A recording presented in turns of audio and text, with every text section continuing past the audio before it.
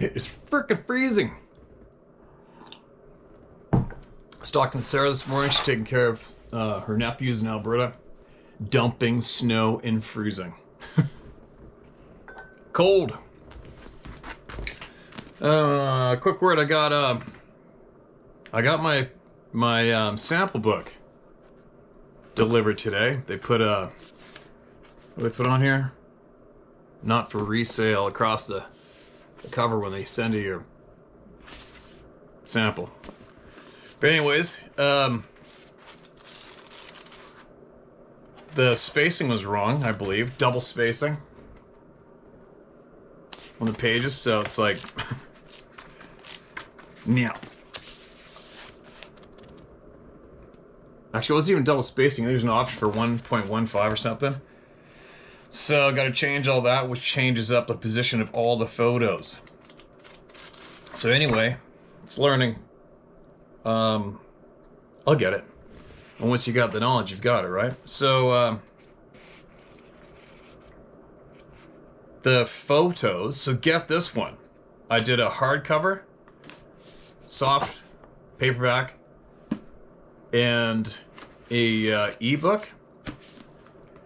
And to have the hardcover printed, just the printing costs alone, if it was like glossy in color pages, which I was hoping to do, just the printing alone, $54 US. What? So I tried to get that cost down and went black and white. Seems to have helped.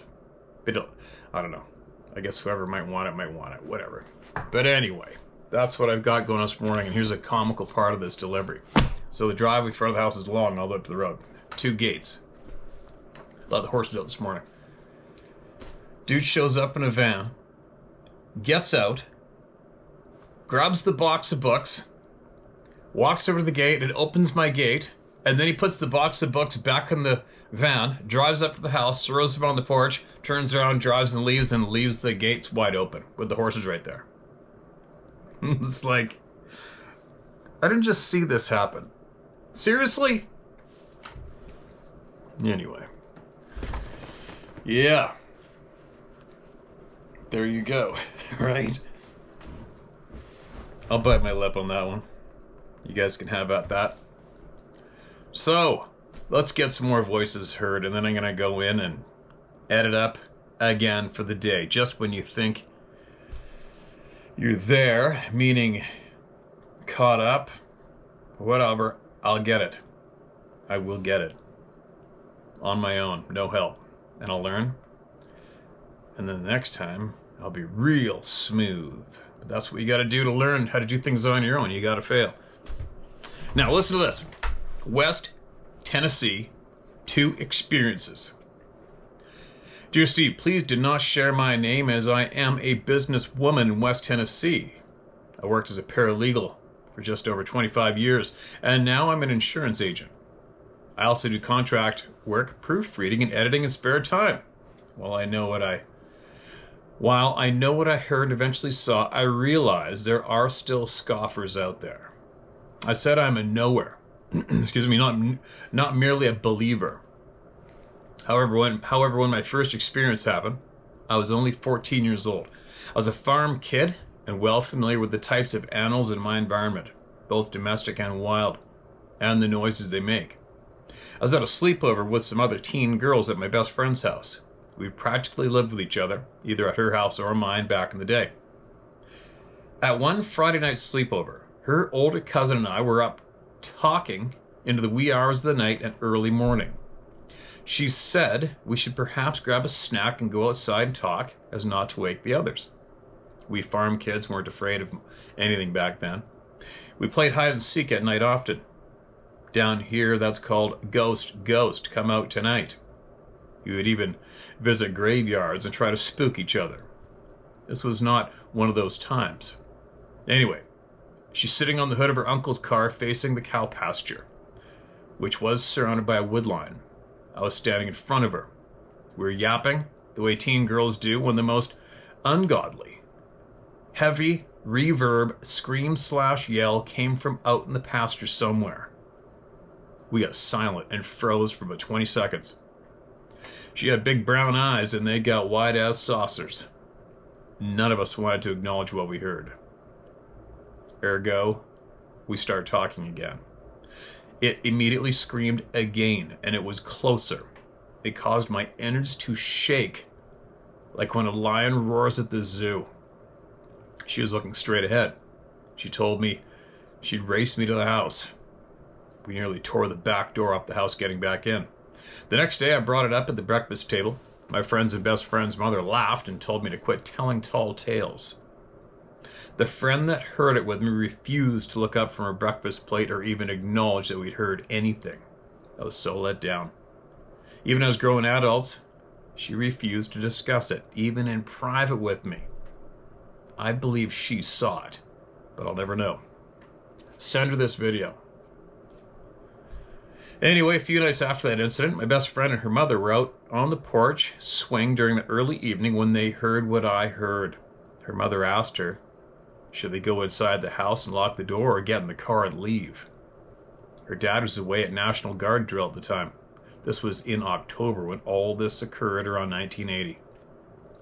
Pretty intimidating sound to make you think you need to leave the house altogether, right? Pretty intimidating sound. Fast forward to 2018. I was working for myself, writing insurance on the road. I had an appointment in Lexington, Tennessee, just outside the city limits, about 7 or so miles up the Natchez Trace Parkway. It's either Natchez or Natchez Trace Parkway. Natchez Trace is a mysterious place to begin with. Lots of woo factor things have occurred all along it over the years, but that was the furthest thing from my mind. It was 10 a.m. on May 10th. I remember the day because I mentally threw down a pin on it due to this occurrence. I was starting up the trace, which has no shoulder to pull off onto.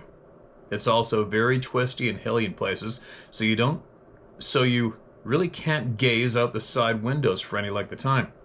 It's literally a 1,000 to 2,000 view deal.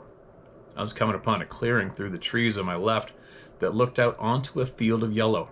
I don't know if it was clover or wildflowers, but out about 50 yards into that field, I saw a tall, jet black, bipedal being, and it was standing stock still.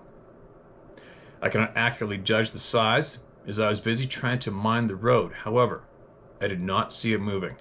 Neither could I make out facial features.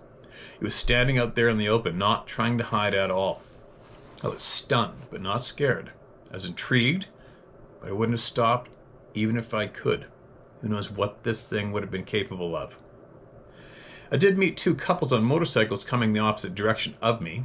I wonder if they saw it. Anyway, I got to my appointment and spoke to the lady at the house. And spoke to the lady of the house at length, but I never mentioned seeing this bipedal thing. I did ask her if she'd ever seen any unusual animals out here. She said no, so I dropped the subject. I kept the occurrence to myself for a couple of weeks before I shared it with my husband. He does believe I saw what I saw, and now he believes in them too, despite never seeing one himself. These beings are virtually everywhere in the world where there is sufficient big game, deer, wild hogs, etc., and a water source to wash them down with.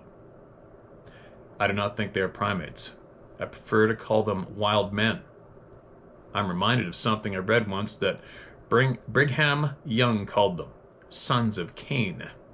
I do believe they could be Nephilim or Rephidim, as referenced in the Bible. Angelic beings back in the Genesis account came down and mated with human females. Haven't heard this one before. Just kidding. Thereby creating unnatural, abominable beings. I choose not to pursue them and think the shows of people chasing them with vocalizations and wood knockings are asinine. I believe this critter is out in the woods hearing that and rolling its eyeballs in exasperation at human stupidity. I choose to treat it as I would any wild animal, with distance and respect. That said, I still don't believe they are necessarily animals. I apologize if you find this overly long, but I related to the BF blah blah O years ago, and when it was finally entered on their site, it made me furious. It had been embellished and the facts changed to the state that it sounded silly. I felt insulted. There's a pattern. I love watching you in the evenings when I'm relaxing after work and feel you will treat my accounts with respect. Thank you for being no nonsense. Sincerely. Okay, gotcha. And I appreciate your time and you sending that in. Big time. Time is valuable.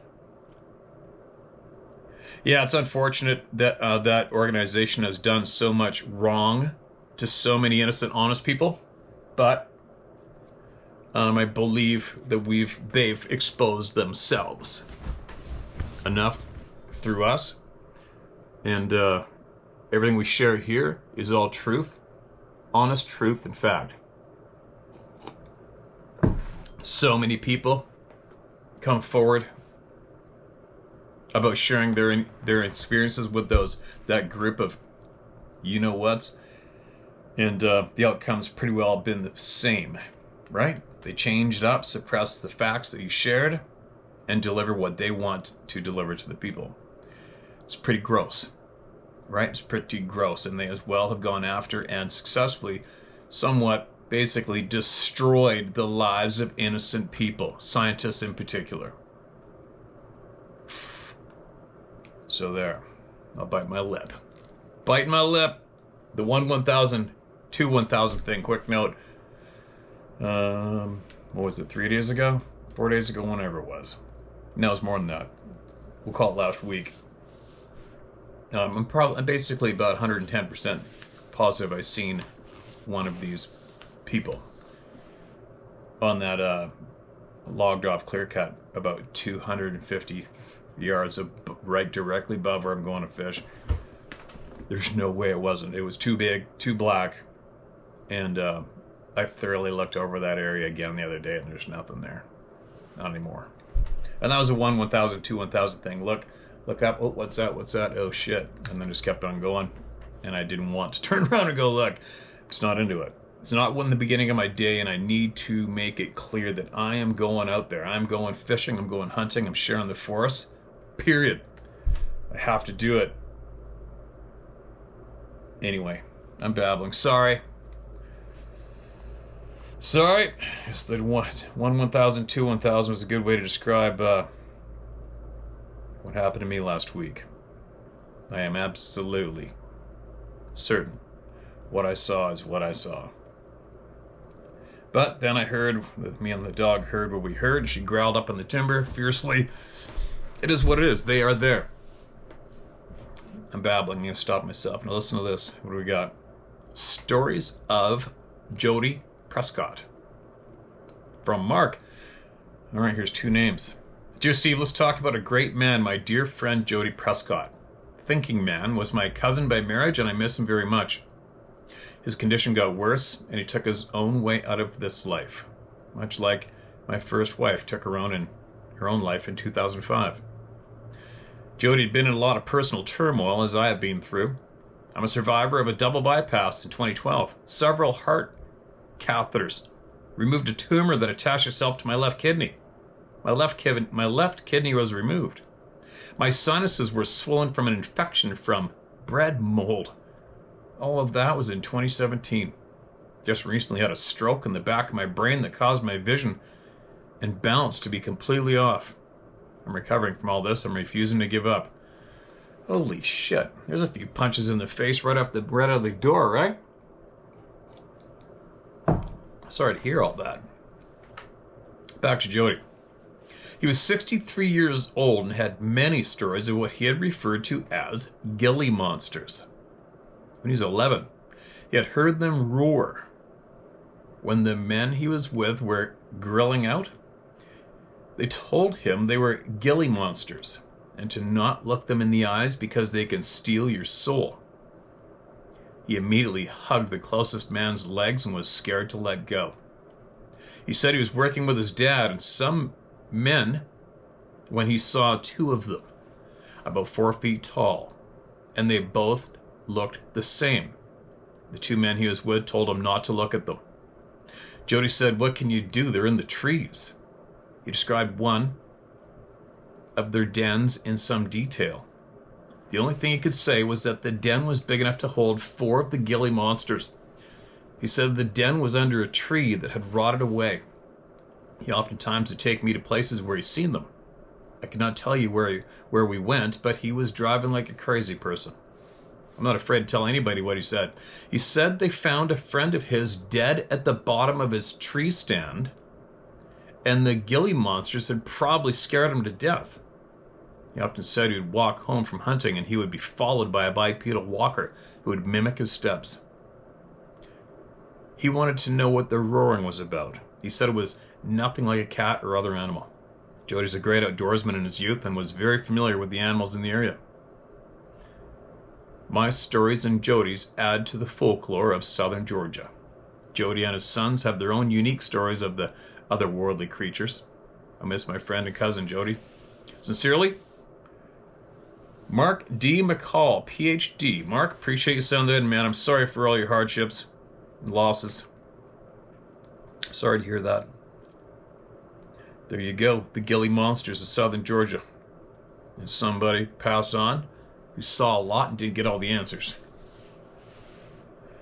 Position we're trying not to be in, right? I want to know everything.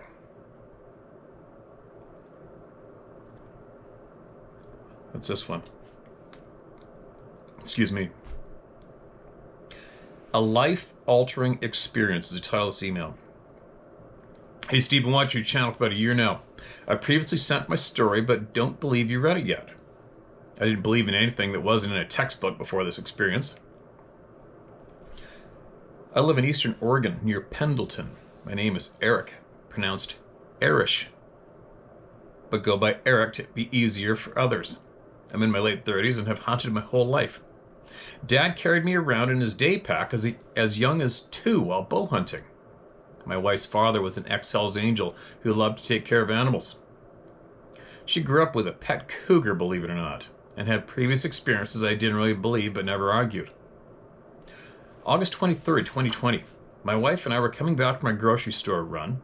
I was driving along when she pointed in the sky and asked, "What's that?" I briefly looked and told her it looked like a black plastic bag blowing in the wind. "No, look at it," she said loudly. So I slowed down and took a look, and my world changed in that moment. A black, fractal-like sphere, the size of a school bus, was fixed in the sky maybe 100 yards up. It seemed to be falling into and out of itself. And a smaller version of itself was erratically orbiting it. It was changing shape, but staying the same.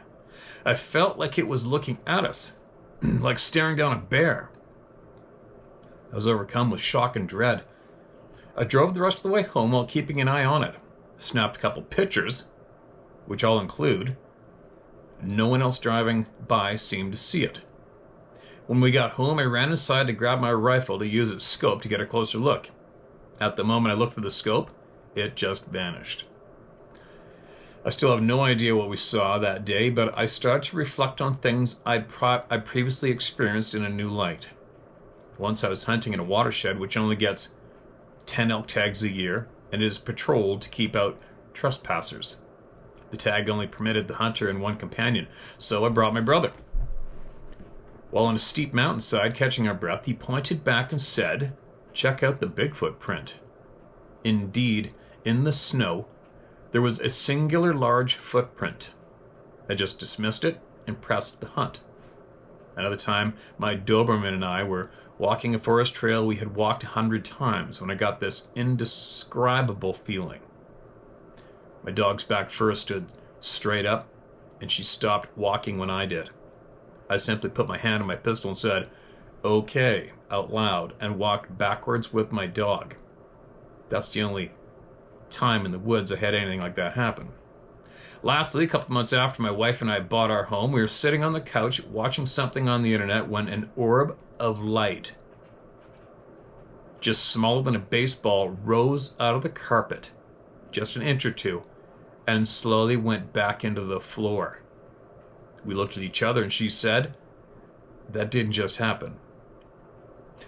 All these things occurred, and I always just chalked it up to things that could be explained away with known science. But after reading that but after seeing that black object, I know there's way more to our world than I'd ever thought. Thanks for all you do, Steve. I think it's therapeutic for club members to share these things and know that we're not alone. Thanks for all you do, Steve. Oh, and then you wrote it again. Sorry, maybe I copied it twice.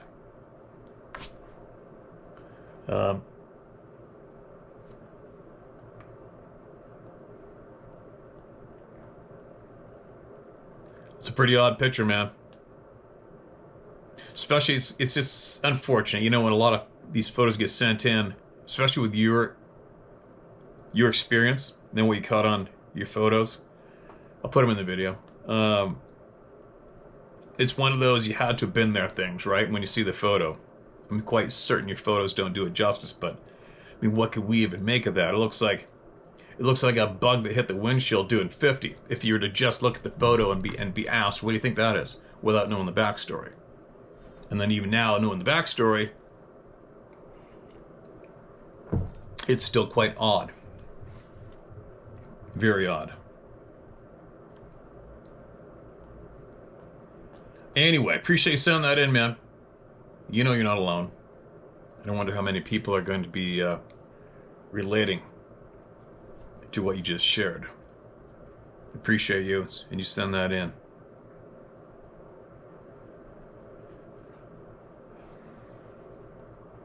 What we got here? A short one.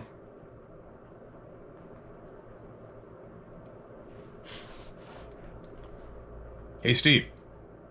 We've all experienced the sudden dead quiet. I found something that makes sense about that. Something happens to stimulate this reaction when it occurs. It makes more sense to me now. Of course, when one screams a few feet away, it seems to return to hearing pretty well. I had that happen to me when I was walking to a deer stand one morning down the edge of a field in the dark. It paced me from the other side of the fence. I had a 30-30 at the time, and it wasn't much security, and I was 15. And then he shared a screenshot, and I'll read it, all right? Adrenaline, also known as epinephrine, can alter the function of the inner ear and auditory function. When the body experiences stress, it releases adrenaline from the adrenal glands, which can cause a reduction or even complete stop in circulation in the inner ear. This can lead to hearing loss over time, or even sudden hearing loss. There you go. Appreciate you digging, man. Appreciate you digging and thinking, and the wheels are turning. That's a good thing. I love to see when people's wheels are spinning here, instead of just gazing at the screen, right? You never know. You never know, but you know, there's one thing for it to be kicked in by adrenaline. I mean, I've had some pretty freaking butt-puckering moments in the mountains in the north, grizzly bears in particular. And everything at that time, but it's acknowledged first with your eyeballs. For me, my past experiences, it's acknowledged with your eyeballs first, then kicked in by adrenaline, and then everything goes into slow motion. And I'm pretty certain when it goes into slow motion, all sound is eliminated too, from when I look back and recall. But that's from visual recognition first to kick it off. So now we have the mystery of, what about when you're just walking along, holding the hand of your girlfriend or whatever in the park, and all of a sudden everything goes dead quiet? That is not kicked off by visually. That's not kicked into place by adrenaline that I know of, unless it affects you inside before your brain realizes what's going down. Who knows? Maybe, right? I don't know. Keep those wheels spinning. Keep the wheels spinning, everybody. Hi, Steve. I effed up the compass point on the NE paddock, calling it the NW paddock in my original email, which could be confusing as it was written. Hopefully you'll find this and delete the original email. I guess we caught her. G'day, Steve. My name is George. I'm 64 years old and I live in Australia. Happened upon your channel a few months ago and have been intrigued and captivated since. Thanks for all the good work you put and to provide this safe place. While listening to people's stories, I got a few ding moments. Collectively, these recently triggered some memories from 50 to 55 years ago. As a child, toddler to mid-teens, my mom, sister, and I would holiday on my aunt and uncle's 100-acre dairy farm in the South Gipazindip region of Victoria. The area around the farm was originally heavily timbered eucalypt forests, which in this region were logged from the 1800s. Over time, farms were carved out with green tree belts left between some of them. Trees were mainly very tall eucalyptus, ranging from extremely dense to medium dense forested areas. The undergrowth was tree ferns, bracken ferns, and various grasses. Soil was heavy red volcanic, which stuck like clay when sodden. Their farm was located on the north-facing slope of the tallest hill in the area. The high point was on the south boundary. An access road lined with trees was on the outside of this fence. The farm sloped down steeply to the north. The southern one-third of the farm was also basin-shaped, sloping down from the east to west to the middle. Only a few scattered trees in the paddocks for shade in the summer. The middle one-third sloped down steeply from the east side to a flatter area in the middle, then up less steeply to the west boundary. A neighboring farm was over the east boundary fence for the southern two-third. A medium-density tree belt ran the entire length of the west boundary fence. The old farmhouse sat 100 meters in from the west boundary on a flat area. The north boundary fence had thick forest growing right up to it. You could barely see a few feet in and wouldn't even attempt to try to walk in there. This was part of the original forest, I believe, which continued about 2 miles to the north and a few miles east, with more farms carved out along the way. Highest to lowest point in the farm, I'm guessing, was maybe 200 to 300 meters elevation change. The experiences I had were in the northeast corner paddock of the farm, the lowest point in elevation. I had thick forest up to the north boundary fence with a spur of medium density trees about 300 by 300 meters going up to the south along the outside of the east boundary fence. Also, a 50 to 100 meter wide line of tall eucalyptus going west for 100 meters inside of the paddock. There was only paddock with trees on the 3 sides that the farm had. It was also the only wooden paddock with many deep contour ridges and hillocks, which, when walking through, you couldn't see past the next rise when in a dip between them.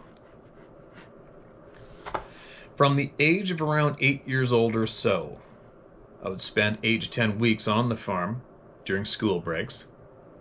Most days I'd walk the entire boundary fence hunting rabbits and foxes with a 22 rimfire auto. Some days, both morning and evening. As I walked north down the east boundary fence, I came through that line of trees, down a cutting and into the northeast paddock. It always felt different somehow when entering this paddock. I don't recall the sequence of the experiences I had there, so made a list of what I can remember. Number 1. Always seemed very quiet in this paddock. Very rarely saw a bird or animal along the east fence line. Seemed like the best area on the farm for them. In all the years, I only shot 2 rabbits and a wallaby there. Desperately needed food for the farm dogs. For some reason, I didn't want to leave that big wallaby there. I could have asked my uncle to come back with the tractor to collect it. Instead, I struggled to drag it up the hill, back to the farmhouse, which is a big effort for a 10 to 12-year-old at the time. Number 2, sometimes entering the northeast paddock felt like you had just walked into a snow globe and were looking out from the inside. I have some faint recollection of like a blurriness or heat mirage movement in the air on occasion when looking to the sky. Nothing like this elsewhere on the farm. Number 3, at times I felt like I was being watched from the top of the slope over the east boundary fence. I remember standing there for long periods scanning the trees but never saw anything. Very frustrating. Number 4, at times I felt a real uneasiness in the northeast corner of the paddock. I cut the corner, walking away from the fence line. Number 5, a few times I got very strong and sharp smell of death or a decaying carcass. It seemed like it came just over the fence in the undergrowth, but I could never see anything, including flies. I didn't want to venture in, as the bush around the farm was a haven for large numbers of tiger snakes, with a few blacks and browns thrown in for giggles. Once I almost stepped on a tiger snake out in the open paddock. I was walking, scanning ahead for rabbits, when suddenly I instinctively froze in my tracks. Looking down, I saw it doing a standing cobra impression about 2 to 3 feet in front of me. It looked really pissed. I was so shit scared I could feel a strong heartbeat in the soles of my feet, and was worried the snake would feel the vibrations thump through my gumboots. It eventually laid back down and moved off. That and many other snake encounters on the farm means I now have a lifelong fear of snakes. I don't like them. Not at all. No, no, no. Number 6, I very rarely saw cows in this paddock and don't recall them venturing past, halfway towards the fences north or east. They didn't seem to like losing line of sight of the rest of the farm. More shade and shelter in this paddock than all the other paddocks, and usually greener grass. Number 7, I pondered on whether to write this account for a month or more. In this time, I churned through the details and wondered if I was trying to fit them into a narrative. None of it really bothered me up until now, as I could explain each event away individually. However, together they sounded a little similar to the stories here. The deciding factor came one night in bed when I suddenly remembered a sound I heard from back then. It was like a hollow-sounding whack of wood on wood with a slight echo in the forest. Single whacks only. And happened while I was standing facing the east slope of that northeast corner, feeling like I was being watched again. It came from back a little into the main body of the forest to the north. I remember being annoyed as I couldn't see anyone. Thought it was just someone effing with me. The first account was quite long, but you do say put it all in, so I'll add my second account just in case. I'm guessing I was about 8 to 10 years old at the time. I was sleeping alone in the southwest corner bedroom at the back of the old farmhouse. The other bedrooms were in the front of the house with the kitchen and hallway doors between us. My bedroom had old glass louver windows on the south wall and west wall. The bedhead was on the south wall, east of the window. The windows had thin cotton curtains that didn't block out the light. This night, bright moonlight was keeping me awake as well as the warm temperature. There's also the sound of leaves moving in the tall eucalypt trees 100 meters to the west due to a light wind. After tossing and turning for a long time, I was laying facing the west side window and opened my eyes, and I saw a silhouette shadow on the curtain backlit by the bright moonlight. It took a while to register what I saw. At the time, I remember thinking it looked like the silhouette of a fox. Head. Triangular, upright ears. Not overly long, triangular snout. It appeared to be facing into the room. Strangely, I recall only the head and not anything below it. I tried to reason why it was there. Was it one of the 2 farm dogs? No. Neither had upright ears or the ability to raise them. Was it a fox? It seemed much too high up for a fox standing on its back legs, leaning against the wall with its front legs. Why would it want to anyway? After a few minutes, I still couldn't reason it out. There's no sound or movement, and suddenly, it turned its head slightly towards the back of the house as if it heard something. I seemed to realize it appeared to be standing upright, not leaning against the wall. Not sure how, but that's what I felt. At this moment, my blood ran cold and I became very scared. I thought about running out the bedroom door, but felt I shouldn't or couldn't.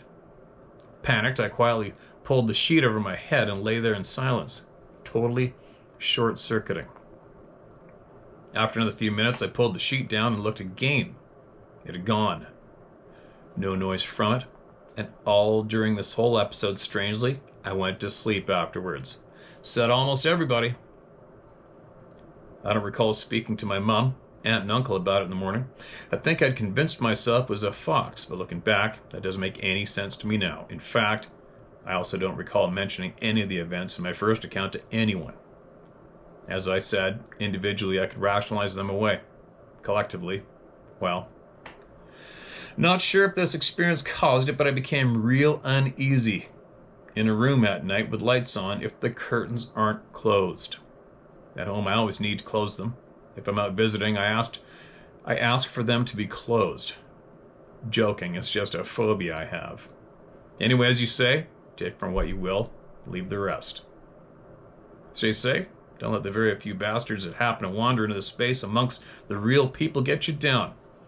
Best regards, George. George, appreciate you, man. Appreciate your time sharing that in. Now, I wonder if there's anyone you can speak to today that's originally from there, around there, and just speak to them straight up and ask them, so, ever see anything weird around here? You know what I mean? Guaranteed somebody is. Somebody has, sorry. All right, this email is titled Feelings. Hello, Steve. My name is Tim from Michigan. I never knew about my feelings I had about 25 years ago while I was hunting with two friends in the Upper Peninsula of Michigan. One of my friends had a house on Gooseneck Lake, and we would hunt for whitetail within about 30 miles of his house. Excuse me. One of the areas we hunted was next to a huge clear cut, where years earlier it had been clear cut and replanted. You could tell because the trees were in rows, which doesn't happen in nature. We split up and went to an area I thought looked good. After about an hour, all of a sudden, I got the worst feeling of dread and shaking and sweating, thinking I had to get away now. The feeling that I couldn't get out of there fast enough. I saw a lot of shadows, but I didn't see anything two-legged, or deer, or birds, or squirrels. I fast walked back to the truck, got inside to wait for them. Even the 30-06 I was holding didn't make me feel safer. I didn't know why I felt that way, so I never said anything to them, and I never went back there hunting again. I'm a Michigan Thumb Huron County resident and live on Saginaw Bay. I hunt and fish the county a lot, and I love it. I first started watching your hunting channel, and then you started talking about Sasquatch and reading people's emails. Thanks to you, I now know why I felt that way years ago. I haven't had feelings like that since then, and that's fine, lol. I never thought Huron County was a place for these beings, but you've read a few emails from Huron County, and now I'm more aware. I'd retired in December 2020. I'm 62, and I've never been west of the Mississippi. I want to see more of this great country. I've built out a cargo trailer to pull with my pickup and carry my Rokon and hiking equipment, and to live in. I'm hoping I don't run into a Sasquatch, but oh well. Thank you for all you do. You help many people, and I'm lucky for being able to watch your show. Kind words, man. Appreciate them. It's so weird to picture. For me, it's just weird to. It's hard for me to picture cruising down the trail and all of a sudden I'm frickin' absolutely shitting myself. I mean, I've been nervous, of course, obviously, right? I felt something's up, something's not right, time to go. I also describe it as feeling the pressure, right? But I haven't been knee-jerked into trembling, sweating, and absolute frickin' terror yet. Yeah, when I was hunting by myself after my buddy left last fall, yeah, I was like, I'm out of here. That noise was huge noise from down in that timber. But I wasn't petrified. I've been scared, man. I'm not sure what would, I have to think about it. My most scariest moments alive. The first thing comes to my head is being in those waves, commercial fishing, way offshore when I was a punk. 16 years old. And I couldn't fathom the fact that a boat that small could be in waves that big and not get engulfed. Couldn't see land from all the way around. Couldn't see another boat. One other person on this boat, and you're offshore for 2 to 3 weeks at a time. I was 100% certain death was happening right now. And that comes to mind. But that's not the same as what's going on in the woods with other people, right? I mean, I've had some shitty moments of grizzly bears going after wounded bears. But I'm in control.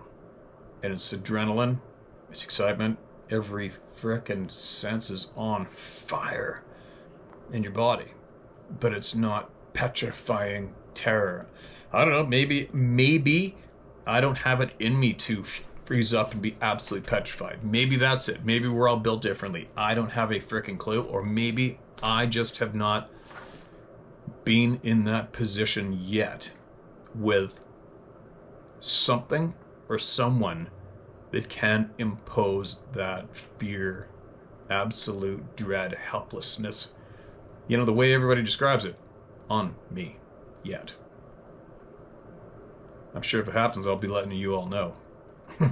Be the first ones to know, right? Now, on that note, letting you know,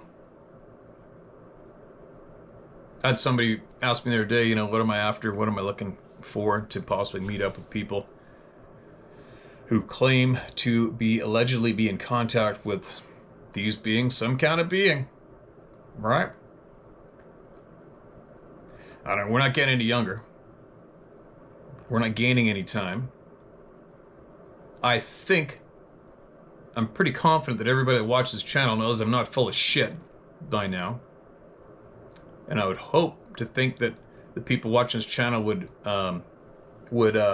take in my testimony as fact when it comes to what I may possibly go see, hear, feel, experience myself directly from whoever I decide to go meet up with.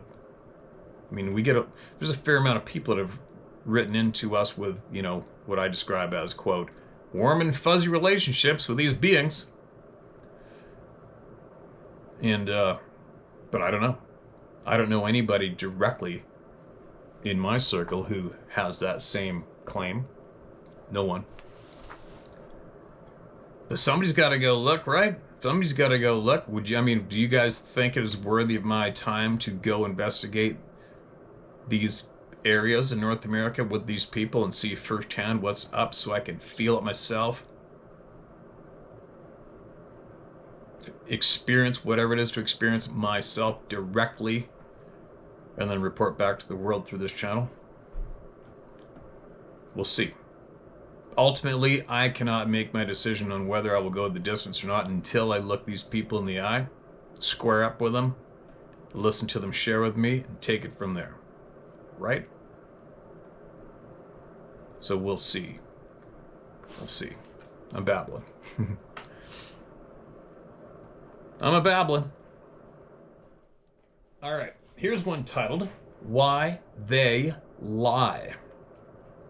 Dear Steve, I really do not expect you to read this email out. If you do, keep my personal info private, please. Okay, so that's meaning your name. My name is blank. I'll lead up blank. I'm from the UK, a place called Washington. I spent my youth in naughty boys' school. Not out of idiocracy, but unfulfilled brains. Same as most kids. After school, I joined the Royal Navy.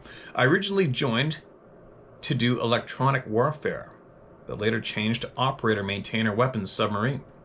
I passed all my courses, no issue. Qualified from the Trident Nuclear Training Facility.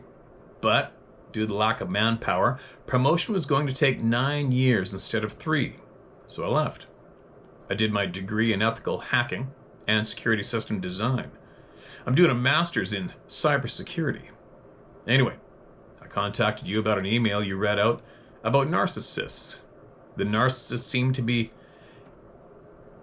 pedophilic, socialist, Marxist, Bernaist, evangelic, Masonic, Christian Satanists who use the methodology of 3, 7, 9, 11, 13, 33. These are multi-dimensional vectors which lay out the pyramid on your $1 bill. Yeah, pretty far out, but draw the dimensions of the pyramid using the number code I have provided, and everything will begin to fall into place. If you understand what a Methodology is, from a scientific perspective, things will make sense. The 9 and 11 are a ritual offering. Everything starts with providence. Then the pyramid is created. The devil's dozen are the number of steps up the pyramid. The number 33 is the God head. The UFO subject is the socialist Christian Satanists. There may be others on the other planets.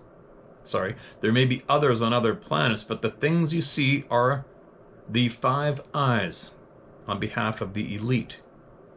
Propaganda has no conclusion, happens over an extended period of time. A multi-pronged attack happens on multiple fronts. Happens from space, the ground, from the sea and from the air, as well as over the airwaves and through propaganda and psychological warfare. Socialism, the first step to communism. Beware of Greeks bearing gifts. Bigfoot, Sasquatch, a real living being, intelligent, stealthy, almost invisible, possibly like the snow leopard in the hands of the socialist, a weapon to keep the useless eaters away from nature. Inform your viewers about generational, evangelic, Masonic, Christian, Satanism, socialism, communism, propaganda, and psychological warfare. The agitation of atoms from a satellite can create a very three-dimensional evangelic images in the sky. According to the CIA, the key to defeating the enemy is to overwhelm the audience with the performance. Just beware of Greeks bearing gifts. There you go. Did anybody follow that? It's not your everyday email coming in, is it? Something to reread, re-listen to, and look into if you're interested. Right?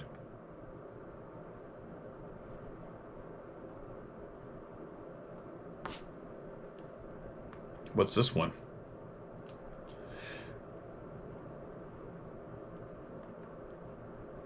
This is titled Lost Time. Hi, Steve. My name is Eddie. I'm going to tell you a strange tale. I'm ready, Eddie. My story happened in a small farming town in Indiana. Back then I was 16 and a bit rebellious. I got into an argument with my mom and decided to ride my bike and watch the football team practice. It was only a few blocks away, but I wanted to get away from home. I stayed out till after the game and waited till they shut down the stadium lights. I was just cruising home on my bicycle, and it all became really, really quiet. I passed the trash pickup lane. It's a lane they use for garage entry and other things. I looked over to my left. When against the moonlight, I saw a very dark silhouette of a very tall man. The moonlight was the only thing behind it. I couldn't see a face or anything, but it stood out. I paid no attention and I kept on going. I figured it was a homeless man or something going through other people's trash. I kept going and remember thinking, it's so quiet. I couldn't hear a cricket or anything. I made a right turn on the next street. I made a right turn at the street next to a light pole. For whatever reason, I decided to look behind me over my right shoulder. And boom. I saw the biggest, hairy, muscle beast you can ever imagine. It was on all fours and was bigger than a VW bug. Arms were huge, just ugly in the face and hair everywhere. It saw me and made a oh shit look, like it didn't want to be seen. Just then, it made the fastest move on all fours I have ever seen. It dashed in between two houses where it's dark. It was almost unbelievable to explain. It was so big and hairy and ugly and super fast. I was not going to stay and find out either. I hit that pedal and was on a fast dash to get home too. Next thing I know, I was waking up on my bed. My mom said I didn't come home till almost 1. Impossible, because the football practice ended at 11. I don't remember putting the bike up or even opening the front door. Another thing is I had a mark on my neck. To this day I still have. I was not born with it. But after that night, it was there. My mom thought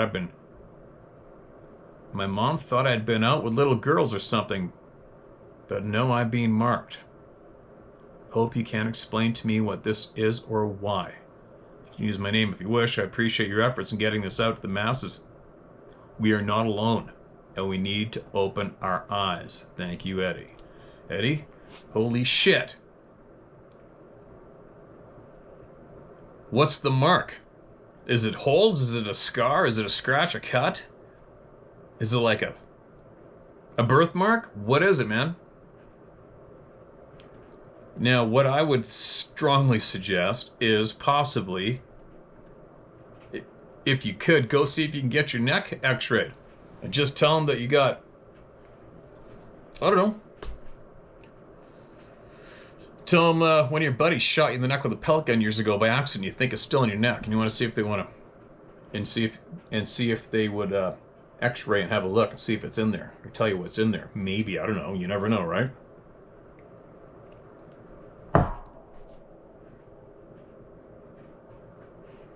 Common description of that frickin' ugly son of a bitch you seen stand there on all fours, right? So what's going on, you guys?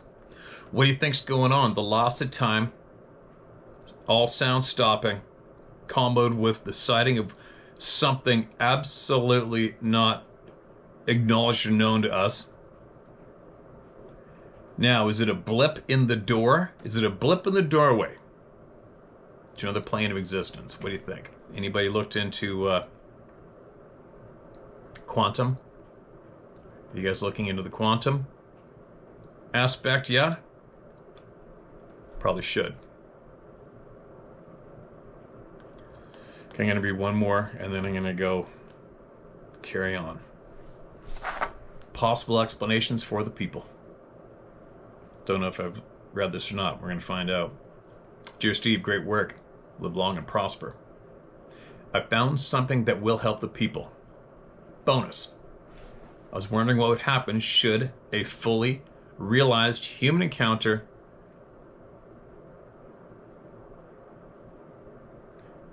a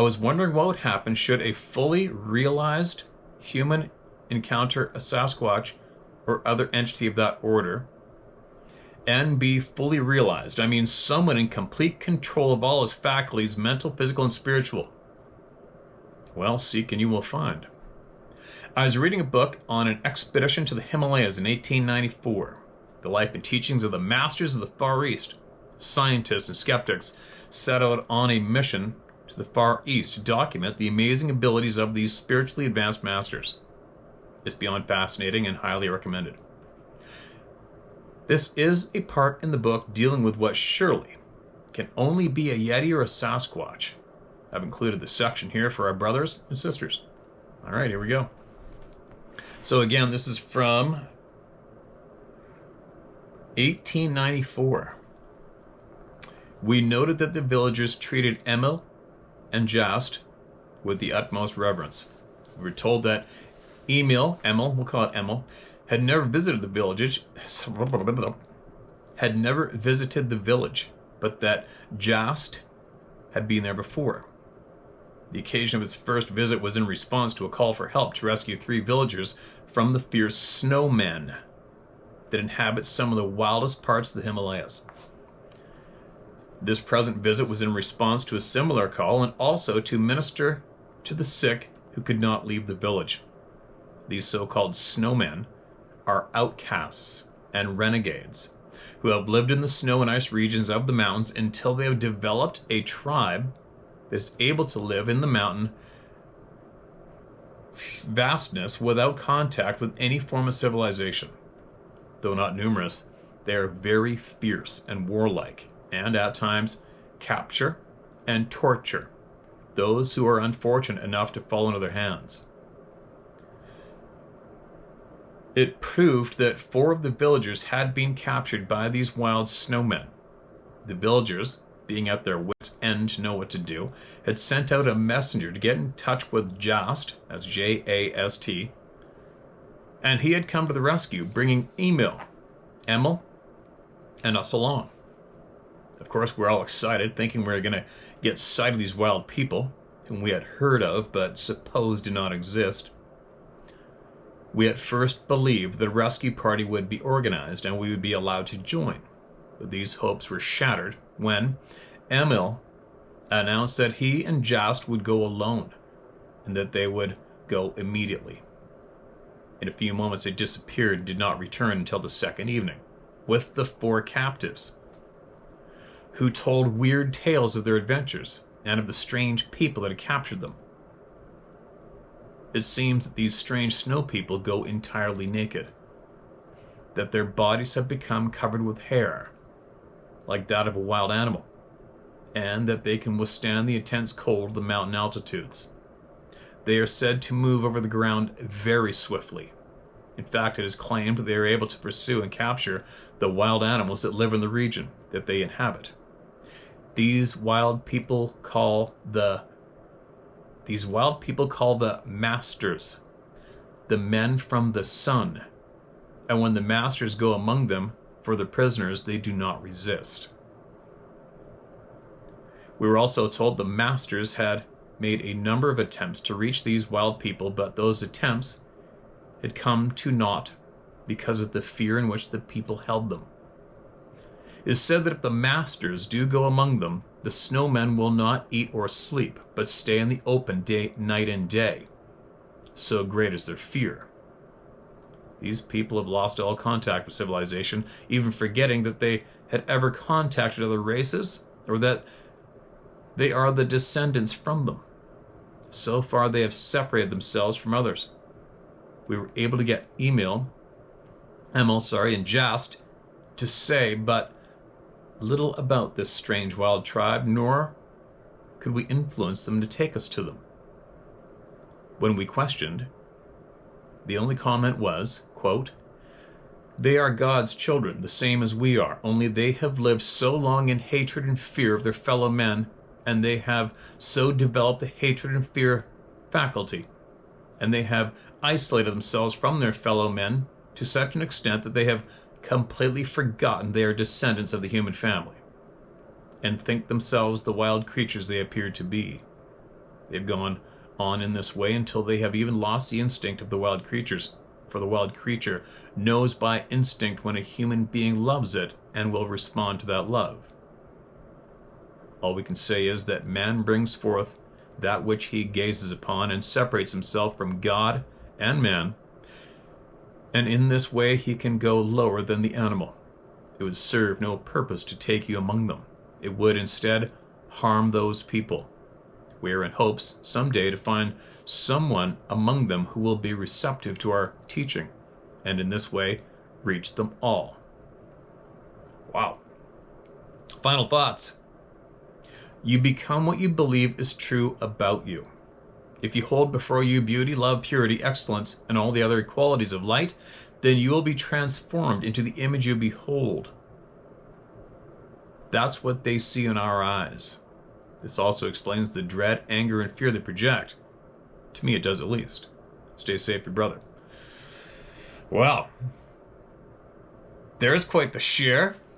I really love that last sentence.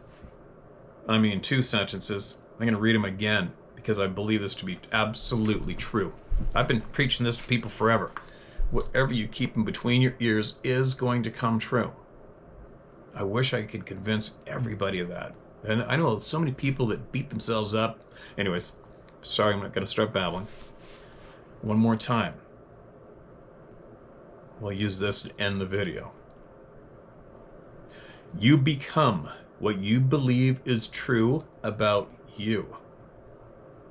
If you hold before you beauty, love, purity, excellence, and all the other qualities of light, then you will be transformed into the image you behold. So true. Share that sentence with as many people as you can and convince yourselves that's true, because it's freaking true. It is so true. 1894, that's when those words, that quote, was written down.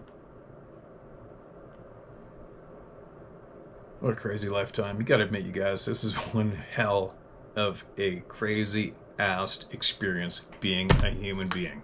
Don't you think? Such a freaking crazy. What a crazy experience being a human being today. Anyway, here we go. I gotta get moving. Non-stop feeling like I'm running out of time. And that'll make sense one day, right? Share my story at howtohunt.com. What day is it today?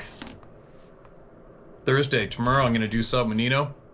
Look, I got so many people I gotta contact. I just keep getting slammed in the face with interruptions, unexpected tasks. But I'll get through them. I got this. It's pouring out rain. You know what I do? I grind, and then I force myself to take a break. I go out front where I've dumped about 10 trees, and I'll buck up X amount of rounds with the chainsaw, and then I split every single one of them, and I load them onto my quad because it's too mucky out there to get a pickup out there yet, and then I ferry it in to get my wood done. I've almost got the whole next year's firewood done. Anyways, that's one thing I do to take a break and move my blood, and then I go back in and I keep grinding. And then, after I've grinded at my tasks, my goals, and I move my blood and my body, doing wood, and then I get to X amount of point, then I reward myself with making sure I go do what I love to do, which is, right now, I go try to catch a steelhead. And that'll be, 4 or 5 hours out of a day, and I travel home, and then I start all over again. And then I grind, I work, I move my body, I reward myself by doing what I absolutely love to do. That's what I've been doing. Anyway, I'm probably sounding insane today. I gotta rip. I gotta make this thing perfect. Which I will. I'm out of here. Email me. Email the people through me. Alright? It's very important you speak out loud and do not fear another human being. Ever. Don't do it. Alright? Ridicule. You know what? People are scared of ridicule. Look what I've done. Right? To be an outdoor professional guide. To have an outfitter hand over a $75,000 hunt contract and expect me to do it smoothly and perfectly. Taking people offshore in a sport fishing vessel, keeping them alive. Possibly one of the worst things you would think I could do to have a negative impact on all that would be to come forward and talk about this topic. Right? Has it affected me anyway? In a negative way? Nope. It hasn't. I'm a prime living example for you to not be scared of ridicule. I don't give a flying shit what any human being thinks of me. I know who I am. I know what truth is. I know what's right and wrong. And I don't know, I'm just trying to give one of my mini Tony Robbins motivational words to convince everybody out there to not be scared of shit when it comes to human beings, alright? You got something, I don't give a flying shit how crazy you think it is. Everything is crazy. So, there you go. Email it to all of the people through me. Or somebody else. I don't give a shit who you use. But get it out. Alright? Share my story at howtohunt.com. You know what? Side note, you know what else I was thinking of doing? There was a guy, a rancher named Mike. A few years back, he's in contact with Scott Carpenter a few times, I think me a couple times, and he had shit going on his ranch and property, and it was getting pretty serious. And I'm gonna try to find his email. I'll have to dig in my emails and find Scott Carpenter's emails to me and find this guy. And I'm gonna see if he wants to come on board and have a conversation with me, because by now he has learned a lot, possibly put a lot to rest or moved or who knows what's happened. I'm gonna try to seek this guy out, get a hold of him, see if he wants to have a detailed conversation with me to share with all of you as well. I'll be back later. I'm babbling.